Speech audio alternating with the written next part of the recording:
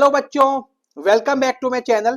तो बच्चों आज हम करेंगे क्लास 12 मैक्रो इकोनॉमिक्स के कुछ इंपॉर्टेंट एमसीक्यूज, साथ साथ कुछ कॉन्सेप्ट को हम रिवाइज भी करेंगे, जिससे जब आप एग्जाम देने जाएंगे तो आपको सारी चीजें याद आएंगी। ठीक है बच्चों, चलिए जी। फर्स्ट एमसीक्यू देखिए, विच of the following is a micro economic variable.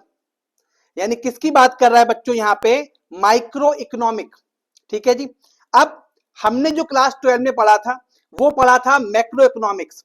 तो माइक्रो कहां पढ़ा था बच्चों आपने? क्लास 11 में। देखते हैं बच्चों। First, national income. B, aggregate demand. C, price of a single commodity. D, general price level. हाँ जी, नेशनल इनकम, एग्रीगेट डिमांड कहां पढ़े थे बच्चों? मैक्रो इकोनॉमिक्स में। General price level, inflation, deflation कहां पढ़ा था? क्लास 12 में। क्लास 11 में आपने पढ़ा था बच्चों price of a single commodity, जिसे क्या बोलते हैं बच्चों आप? ये है माइक्रो इकोनॉमिक का वेरिएबल। बाकी तीनों वेरिएबल हैं मैक्रो इकोनॉमिक्स के। तो इसका आंसर होगा बच्चों सी। आयो क्लियर होगा? चलिए बच्चों, क्वेश्चन 2 देखिए, जीडीपी एट मार्केट प्राइस, यानी जीडीपी मार्केट प्राइस के इक्वल कब होती है? सबसे पहले आप ये कॉन्सेप्ट देखिए, मार्केट प्राइस का मतलब क्या होता है? मार्केट प्राइस का मतलब हुआ कि जो भी आपका ग्रॉस डोमेस्टिक है उसमें आपने प्लस कर दिया बच्चों नेट इनडायरेक्ट टैक्सेस। देखते हैं बच्चों, ऑप्शन देखिए, GDP at factor cost plus NIT, GDP at factor cost minus NIT, NDP at factor cost plus NIT, NDP at market price minus net indirect taxes. ऊपर क्या दे रखा है बच्चों? ऊपर दे रखा है जीडीपी। इसका मतलब आंसर कहां दिखाई देगा बच्चों? ए में से होगा या फिर बी होगा। ठीक है जी। अब आप ये देखिए, जितनी भी फैक्टर कॉस्ट होती है, फैक्टर कॉस्ट मतलब जो कॉस्ट आपने लगाई थी इंक्लूडिंग प्रॉफिट, अगर उसमें आप नेट इनडायरेक्ट टैक्सेस प्लस कर देंगे तो आपको मिलेगा बच्चों जीडीपी एट मार्केट प्राइस। हाँ जी, तो उसका आंसर क्या होगा बच्चों? आंसर होगा बी। डन। चलिए जी, नेक्स्ट क्वेश्चन पे आते हैं बच्चों। नेशनल इनकम इज कैलकुलेटेड, पहले मुझे बताइए बच्चों आप नेशनल इनकम को आप क्या बोलते हैं? नेशनल इनकम होती है बच्चों NDP at factor cost, net domestic product at factor cost. हाँ जी, देखिए फटाफट यहां पे, पहला सर ये मार्केट प्राइस है, बी करंट प्राइस है, फैक्टर कॉस्ट है या कांस्टेंट प्राइस है? हाँ जी, एनडीपी एट फैक्टर कॉस्ट। इसका मतलब बच्चों इसका आंसर क्या दिखाई देगा आपको? ये होगा इसका answer C. Done. Next question बच्चों, which of the following is a flow variable. क्या होता है बच्चों फ्लो वेरिएबल? फ्लो वेरिएबल का मतलब होता है कि आपको ये कैलकुलेशन करनी है फ्रॉम द करंट पीरियड में, यानी ये at particular point of time नहीं होता, ये होता है कॉन्स्टेंटली चलता जाता है। देखिए बच्चों, वेल्थ, ऑप्शन में देखिए वेल्थ, वेल्थ कहां पे कैलकुलेट करते हो आप? एक पर्टिकुलर डेट पे।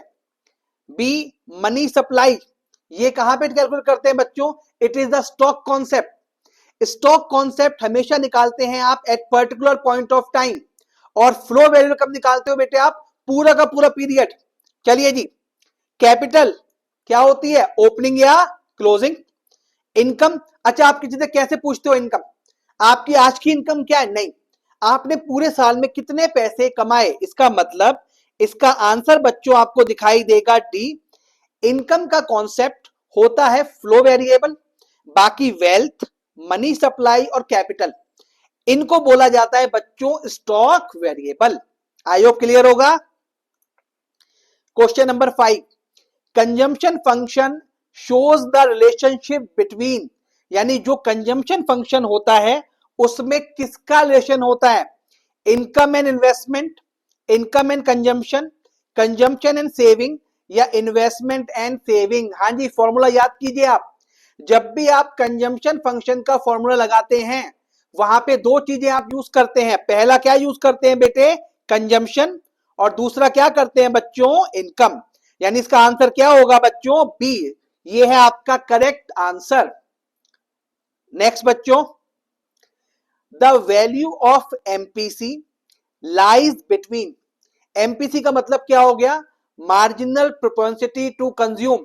यानी जैसे अगर आप अपनी इनकम बढ़ाते हैं तो जो आपका एमपीसी है यानी जो आप कंजम्पशन है वो क्या होगा। लेट्स से आप ऐसे मान के कीजिए, आप पहले 1000 रुपीज कमाते थे और आपका जो खर्चा होता था वो होता था 500। अब आपकी इनकम 1000 से हो गई 5000। अब जो खर्चा है भाई, खर्चा या तो जीरो भी हो सकता है या सारा सारा खर्च कर सकते हो आप।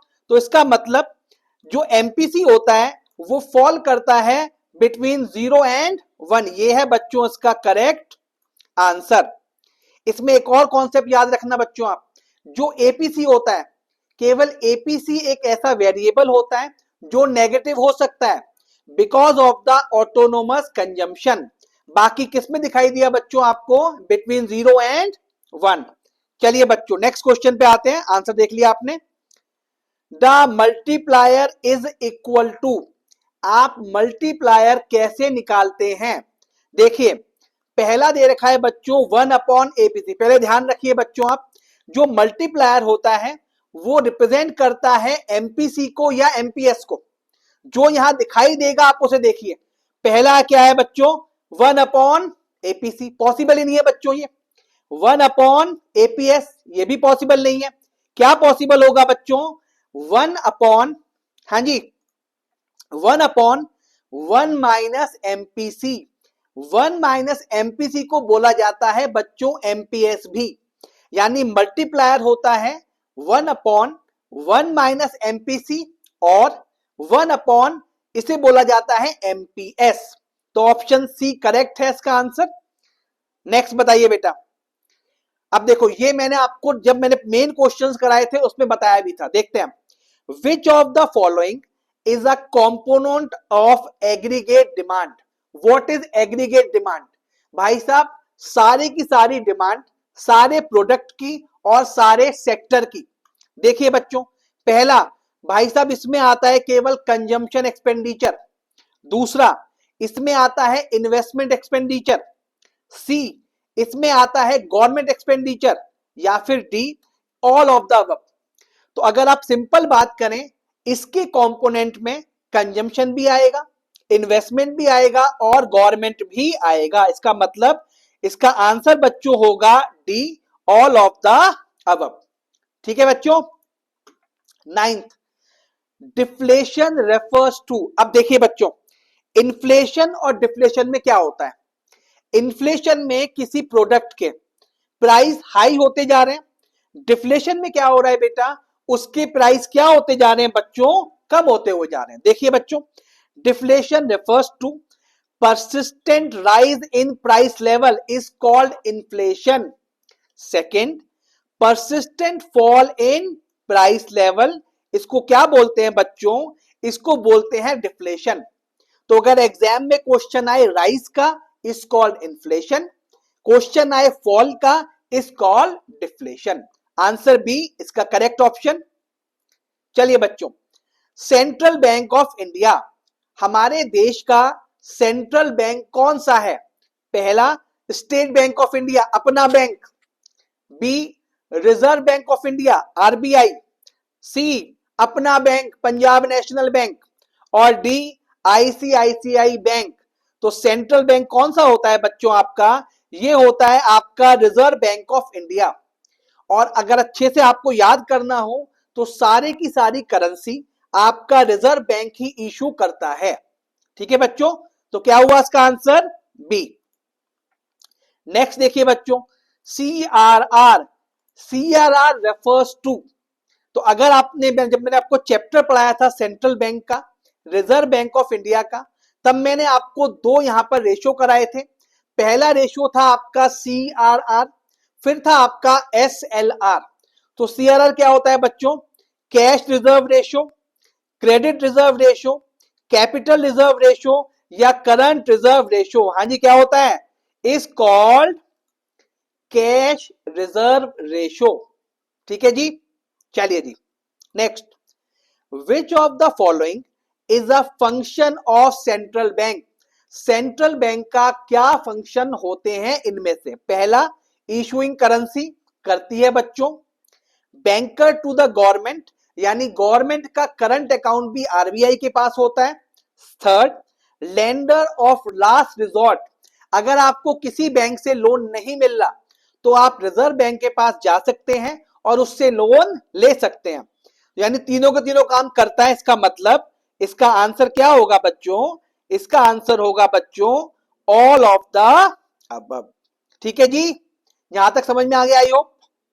चलिए नेक्स्ट देखिए, गवर्नमेंट बजट इंक्लूड्स, जो गवर्नमेंट बजट निकालती है उसमें क्या क्या शामिल होता है, पहला रेवेन्यू रिसीट, दूसरा capital receipt, C revenue expenditure या D all of the above.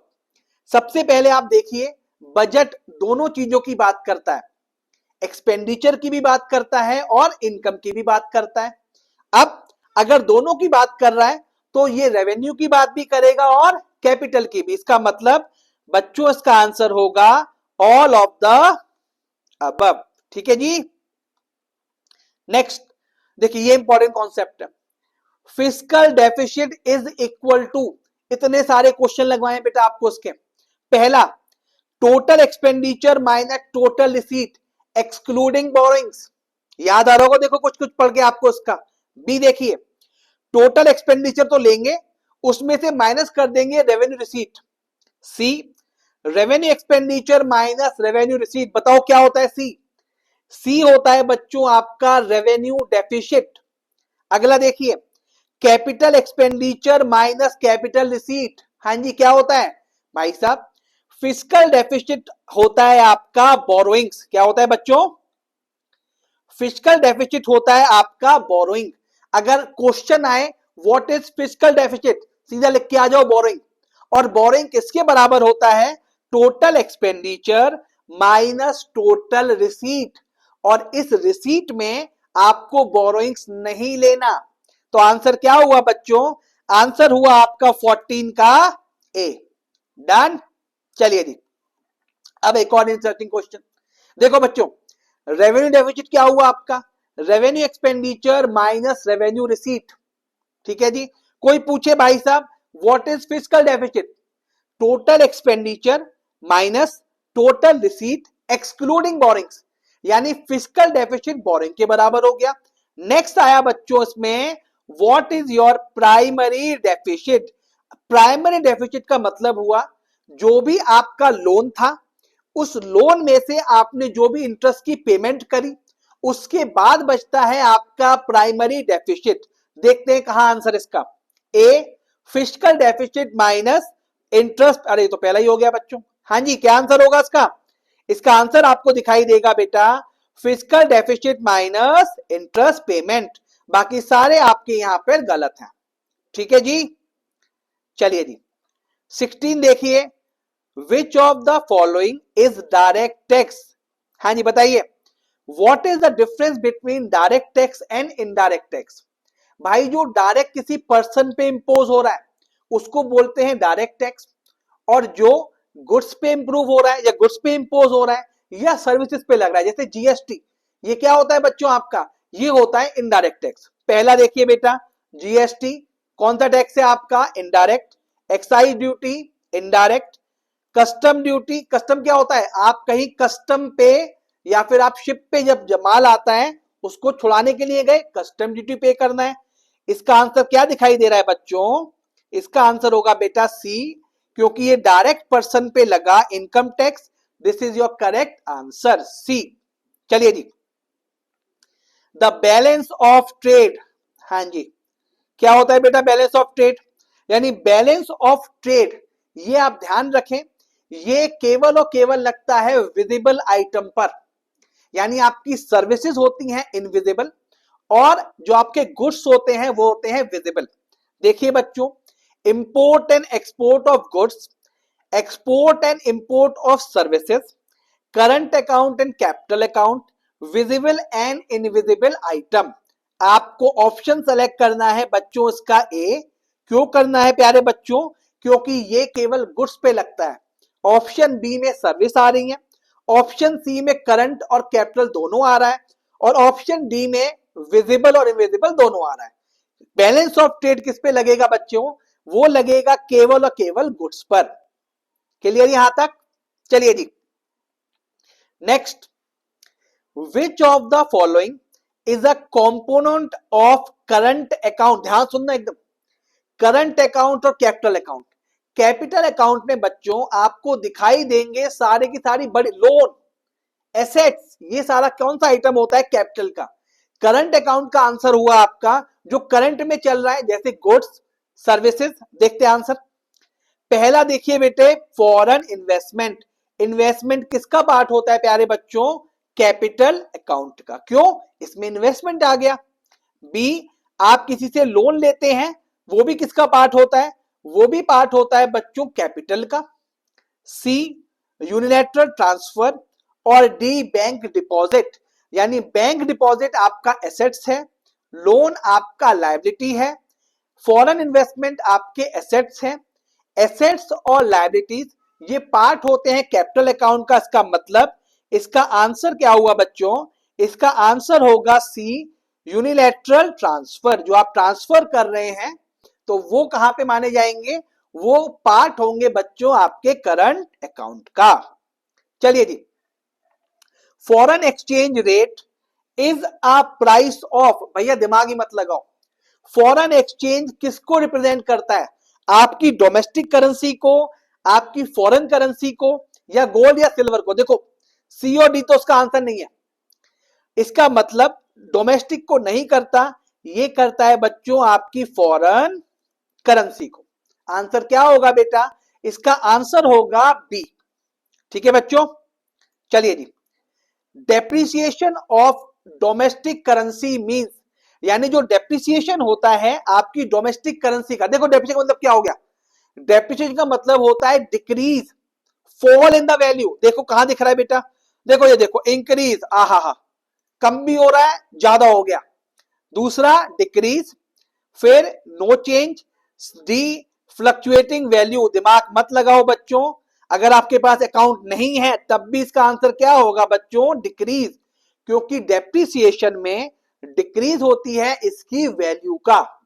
ठीक है बच्चों, चलिए जी, नेक्स्ट देखिए, विच of the following is a cause of disequilibrium in balance of payment? यानी कौन सी यहां पर चीजें होती हैं जो डिसइक्विलिब्रियम करती हैं BOP? BOP means balance of payment. पहला, पॉलिटिकल इनस्टेबिलिटी, भाई साहब बिल्कुल करेगी बीओपी को इफेक्ट आपके। बी, इकोनॉमिक डेवलपमेंट, अगर आपका इकोनॉमिक डेवलपमेंट अच्छा है बीओपी अच्छी कंडीशन में होगा, अगर ये खराब है तो बीओपी खराब कंडीशन में होगा। चलिए जी, changes in taste, and D क्या लिखा हुआ है बच्चों? All of the above. तो क्या आंसर करके आओगे इसका? All of the above. चलिए जी, रेपो रेट, कितनी सारी बातें कर ली रेपो रेट की, कितनी वीडियो बन गई, कितना क्लास में डिस्कस हो गया। रेपो रेट कौन सा रेट होता है? रेपो रेट का मतलब हुआ वो रेट जिस पर कॉमर्शियल बैंक क्या करते हैं बेटे?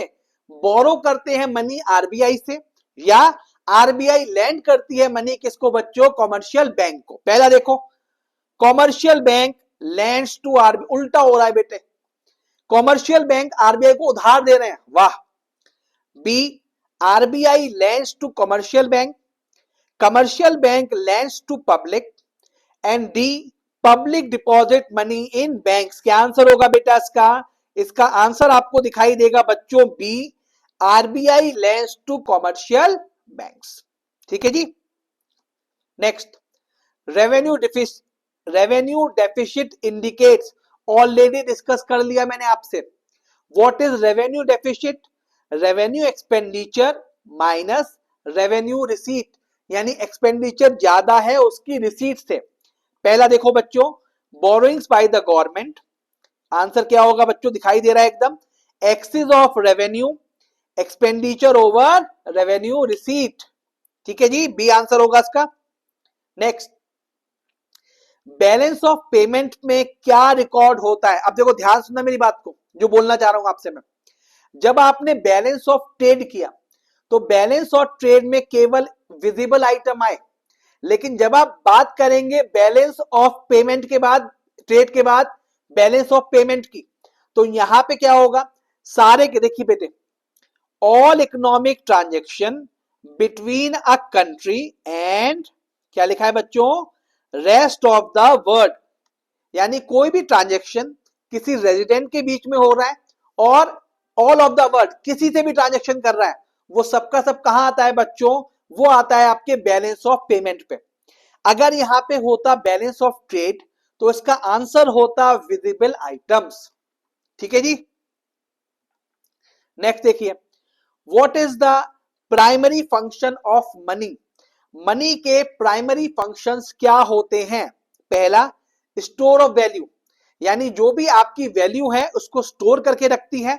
दूसरा, मीडियम ऑफ एक्सचेंज, एक एक्सचेंज का जरिया बनती है, भाई आपको किसी से आलू लेने हैं, पैसे दिए आलू ले लिए। डी हो गया यूनिट ऑफ अकाउंट, और डी है ऑल ऑफ द अबव। हाँ जी, इसका आंसर क्या दिखाई देगा बच्चों आपको, all of the above.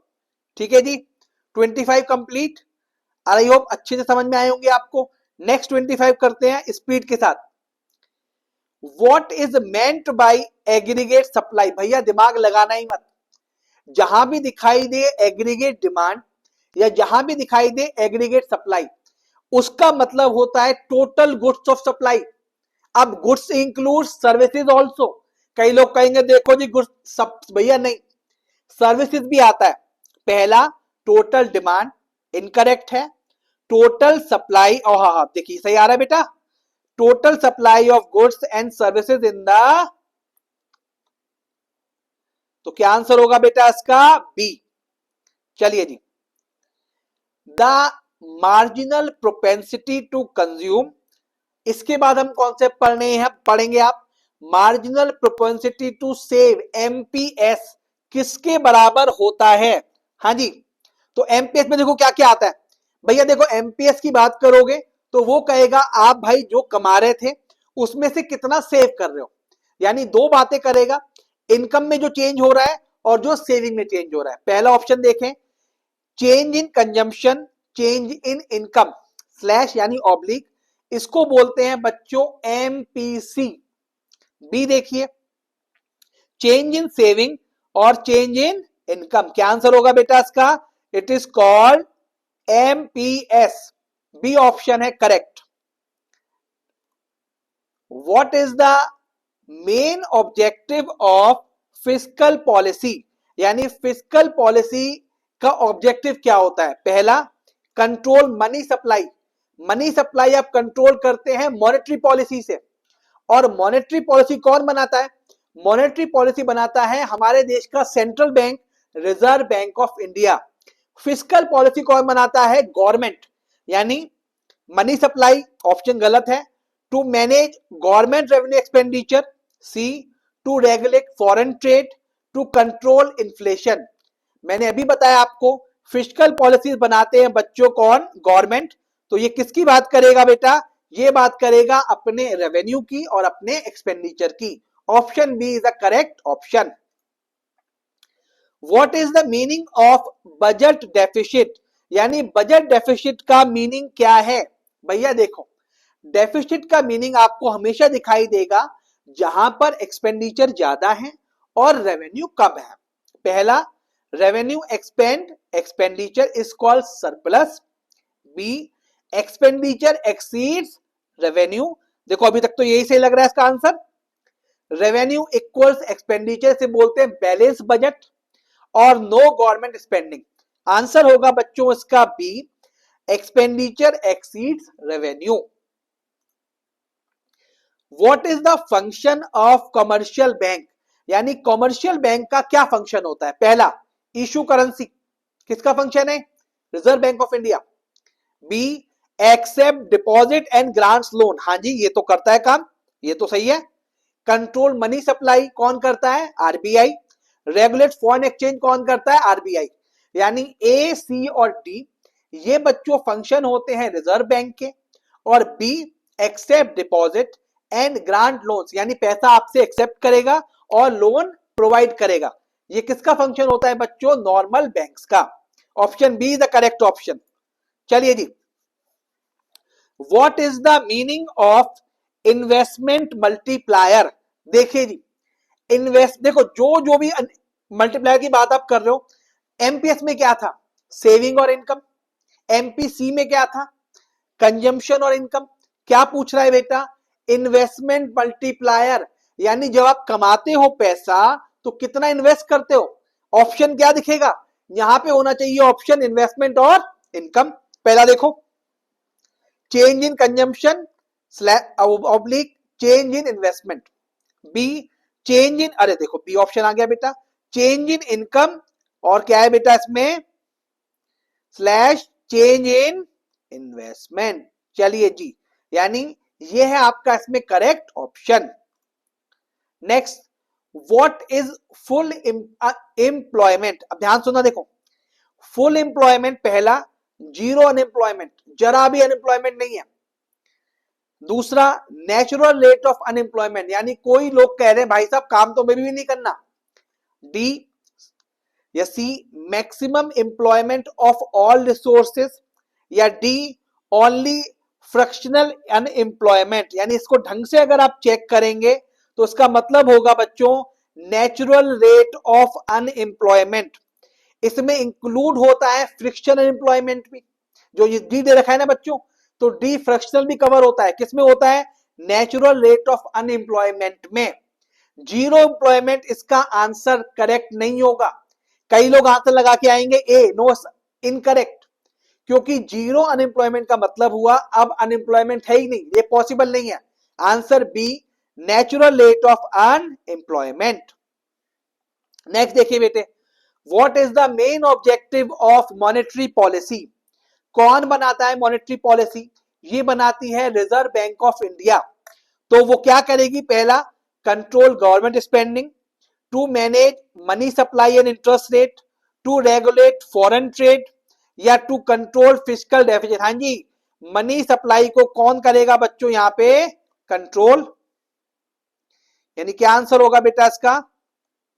Answer B, to manage money supply and interest rate. ठीक है जी, तो आंसर बी आपको क्या दिखाई देगा? इसका करेक्ट होगा इसका आंसर। ठीक है जी, नेक्स्ट देखिए, what is meant by open market operation?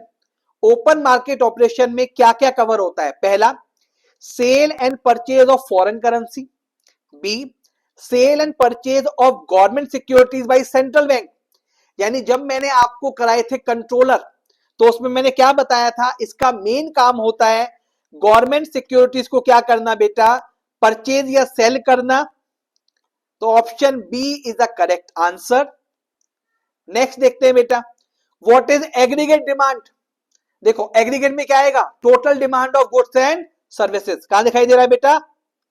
B, total demand of goods and, ठीक है जी।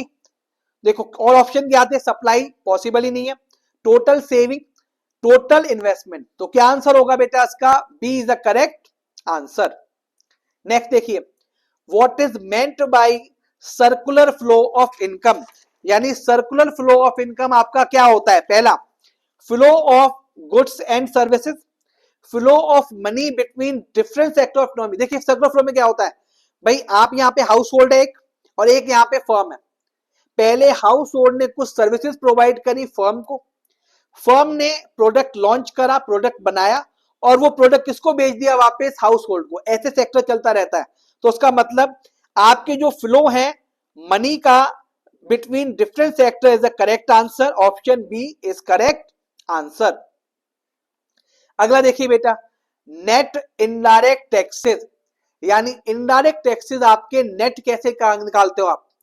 सबसे पहले ऑप्शन में देखिए कहां कहां पे इनडायरेक्ट आ रहा है। बी में आ रहा है और डी में आ रहा है। इसका मतलब ए और सी तो आंसर है ही नहीं, नहीं है ना। इनडायरेक्ट टैक्सेस का मतलब क्या होता है? जो भी आपको टैक्सेस पे करने हैं, अगर गवर्नमेंट ने कोई टैक्स बियर कर लिया, जैसे आपका सिलेंडर आता है 1500 रुपए का और उस पर 300 रुपए का टैक्स है, गवर्नमेंट ने 100 रुपीज खुद पे कर दिया, कितना पे करना है आपको? 200। तो उसका मतलब टोटल इनडायरेक्ट टैक्सेस में से लेस करनी है आपको सब्सिडी। क्या दिखेगा बेटा इसका answer? B, indirect tax minus subsidies. चलिए जी, what is the meaning of stock variable? Already discuss कर चुके हैं हम। स्टॉक का मतलब होता है at particular period of time. Flow का मतलब क्या होता है? पर्टिकुलर का मतलब नहीं होगा, पूरे पीरियड की बात करेगा। कौन सा मीनिंग स्टॉक वेरिएबल है? पहला, measured over a period of time, इसका flow concept. Measured at a particular point of time, यानी बी इसका क्या होगा बच्चों? आंसर है इसका बी, करेक्ट। ठीक है जी। What is the meaning of revenue receipt? यानी कौन सी रिसीट आपकी रेवेन्यू रिसीट है? पहली, रिसीट्स डेट क्रिएट लायबिलिटी। भैया अगर कोई रिसीट लायबिलिटी क्रिएट कर रही है वो क्या है आपकी? Capital receipt. दूसरा, receipt that do not create liability, क्या है बच्चों आपकी? Revenue receipt. Borrowings by the government, sale of government asset, इसका मतलब इसका आंसर है बच्चों receipt that do not create a liability.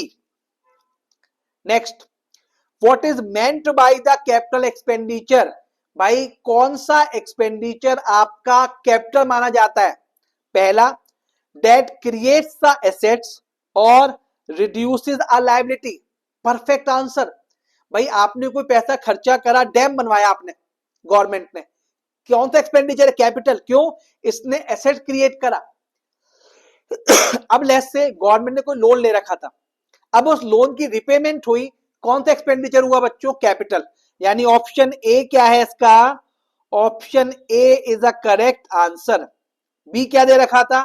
Expenditure that does not create assets is called revenue expenditure, day to day expense और interest payment. Option A is correct. Next, what is meant by foreign exchange reserve? भाई साहब जो reserve RBI के पास होते हैं ना, उन reserves को क्या बोलते हैं आप? उन रिजर्व्स को बोलते हैं आप फॉरेन एक्सचेंज रिजर्व। पहला, gold reserve, foreign currency held by the central bank, government bonds और स्टॉक मार्केट। ऑप्शन क्या होगा इसका आंसर प्यारे बच्चों? Option B. अब देखो सीरीज में ऑप्शन बी बहुत सारे हैं, इसका मतलब ये नहीं है वहां बी लिख के आओगे। चलिए जी, नेक्स्ट देखिए, what is the meaning of manage floating exchange rate? यानी मैनेज एक्सचेंज फ्लो रेट होता क्या? पहले वो सोचो।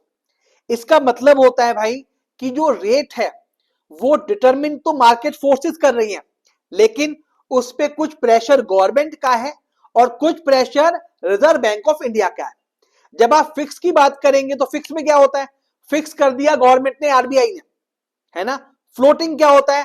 Floating by the market sources या मार्केट फोर्सेस। और मैनेज फ्लोटिंग में क्या होगा? रेट फिक्स करेगा मार्केट फोर्स, लेकिन कुछ प्रेशर किसका रहेगा? गवर्नमेंट और आरबीआई का। पहला, exchange rate determined by market forces. B, exchange rate determined by the government, या एक्सचेंज रेट इन्फ्लुएंस्ड बाय, क्या होता है बेटा इसका आंसर? इन्फ्लुएंस कौन करेगा? हाँ जी, exchange rate influence by the central bank. तो ऑप्शन सी इज करेक्ट। यहां पे डिटरमिन नहीं होगा, तो यानी C is the correct option. चलिए जी, next, what is meant by the autonomous consumption? यानी ऐसी कंजम्पशन चाहे इनकम हो चाहे ना हो आपको करनी पड़ती है। लेट्स से आप, अब देखो आप अगर कोई, अभी आप पढ़ रहे हो, क्या पैसा कमा रहे हो, लेकिन कुछ ना कुछ कंजम्पशन तो आपको करनी पड़ेगी। भाई खाना खाना पड़ेगा, कोल्ड ड्रिंक पीनी पड़ेगी, करना पड़ेगा, तो उसको बोलते हैं ऑटोनोमस कंजम्पशन। ऑप्शन देखिए, consumption that depends on the income, incorrect. Consumption that is independent, हाँ जी, of the income. Option B is correct answer. What is meant by the paradox of thrift? हाँ जी, बहुत इंपॉर्टेंट कॉन्सेप्ट है। इस concept में क्या होता है कि भाई साहब यहां पर जब आपका रिसेशन आता है, क्या आता है? रिसेशन। तो उस केस में आपको सेविंग के लिए मजबूर करा, भैया सेविंग करो आप, जिससे कि जो आपकी इनकम है वो क्या होगी बच्चों, डिक्रीज। हाँ जी, increase in saving leads to increase in income. B, increase in saving leads to decrease in income. Increase in consumption leads to increase in income, या increase in consumption leads to, भैया consumption से मतलब नहीं है। इसका answer क्या दिखाई देगा बेटा आपको, इसका आंसर दिखाई देगा बच्चों आपको बी, यानी आप सेविंग करते हो जिससे कि आपकी इनकम डिक्रीज होती है। It's the concept of paradox of thrift.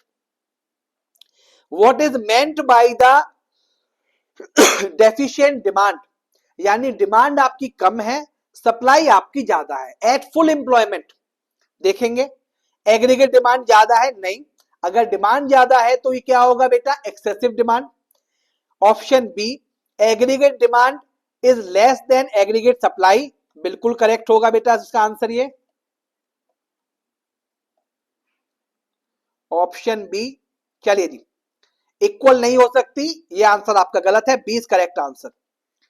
What is meant by the, देखो उसमें दिमाग मत लगाना बेटा, डिमांड ज्यादा है, अगर डिमांड ज्यादा है तो कहां पे डिमांड ज्यादा होगी बेटे, जहां डिमांड ज्यादा है सप्लाई के, तो option A is correct.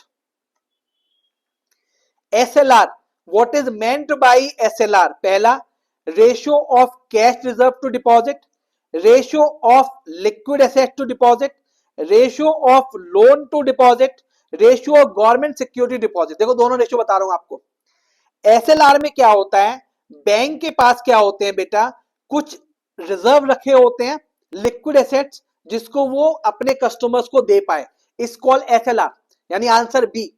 CRR में क्या होता है बेटा, क्या होता है सीआरआर में, कुछ पैसा हम कुछ रिजर्व रखते हैं रिजर्व बैंक ऑफ इंडिया के पास, उसको बोलते हैं सीआरआर, तो उसका आंसर क्या होगा बच्चों, B.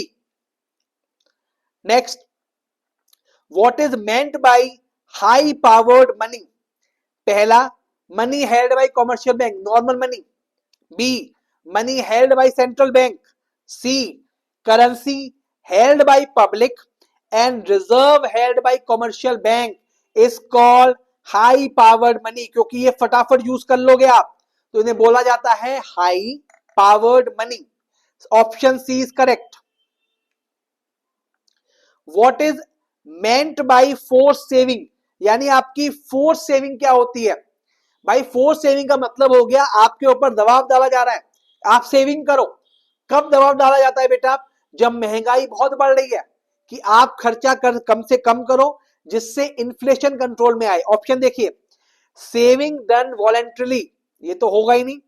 B, saving done due to inflation, महंगाई बढ़ रही है और आपको खर्चे कम करने के लिए बोले जा रहे हैं, सेविंग करने के लिए। Saving done due to government policy, saving done due to increase income. हाँ जी, तो आंसर क्या लिख के आओगे बेटा आप, answer B, saving done due to inflation. What is meant by the investment expenditure, आपका इन्वेस्टमेंट एक्सपेंडिचर क्या होता है। पहला देखो, इन्वेस्टमेंट का मतलब हो गया जो खर्चा आप एसेट्स क्रिएट करने के लिए कर रहे हो, इसका मतलब पहला ऑप्शन देखिए, consumption goods, capital goods, government expenditure, export. कहां पे दिखाई दे रहा है बेटा एसेट्स, ऑप्शन बी में, तो आंसर क्या होगा, बी। तो ये थे बच्चों आपके क्या एमसीक्यूज, 50 एमसीक्यूज, इसमें हमने बहुत सारे टॉपिक्स कवर करें। अब हम कल पढ़ेंगे बच्चों इंडियन इकोनॉमिक्स के एमसीक्यूज।